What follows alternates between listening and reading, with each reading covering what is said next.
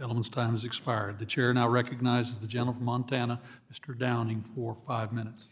Thank you, Mr. Chairman, for holding this hearing on the important role primary dealers play in facilitating liquidity in the Treasuries market, especially now with the national debt exceeding $38 trillion. Hard to even fathom that.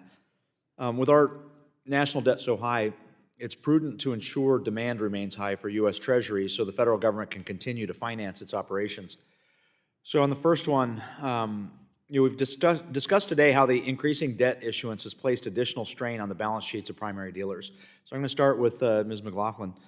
Over the long time, do you consider Congress reining in our out-of-control spending the most critical aspect of reducing the strain on primary dealers? I do.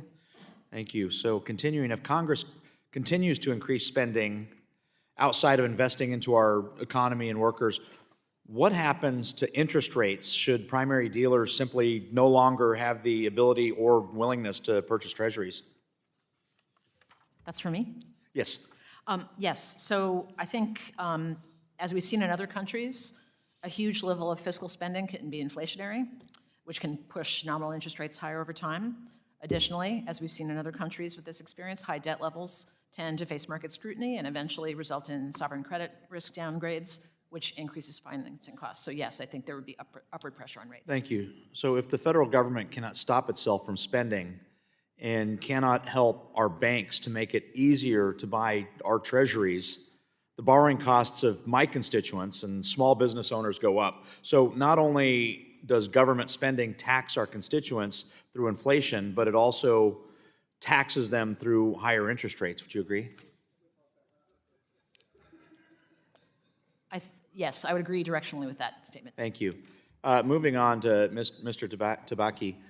Despite the growth in our national debt, the number of primary dealers has not grown with it. All primary dealers are located in major American cities or abroad.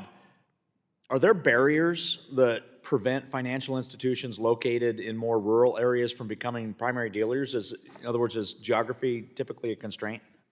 I don't believe so, no. But also, I need to make a point in terms of primary dealers and large banks.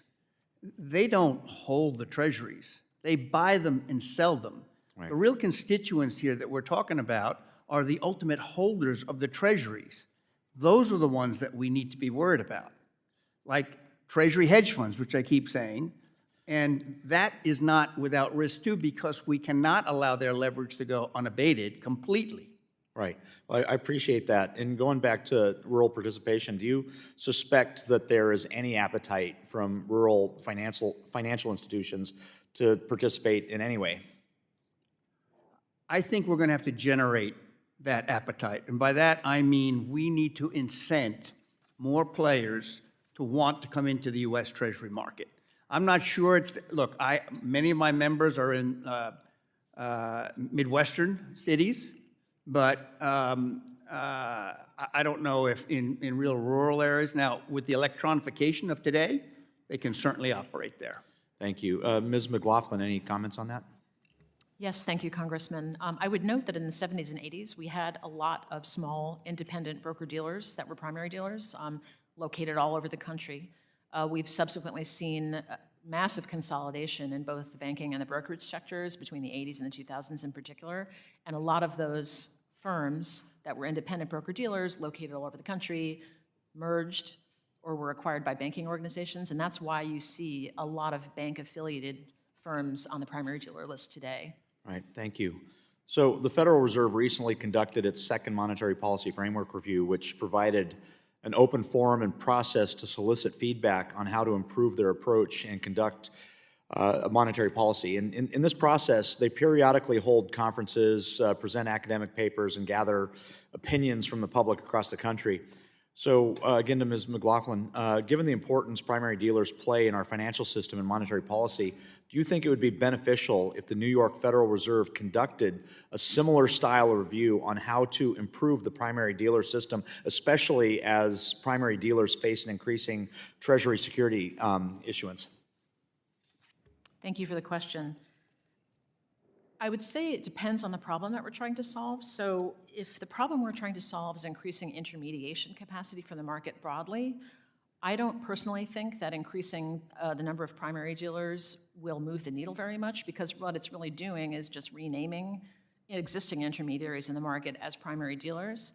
I see a lot more potential for added intermediation capacity from changes in market structure. I think that's going to be a lot more transformative. Central clearing is a great example of that.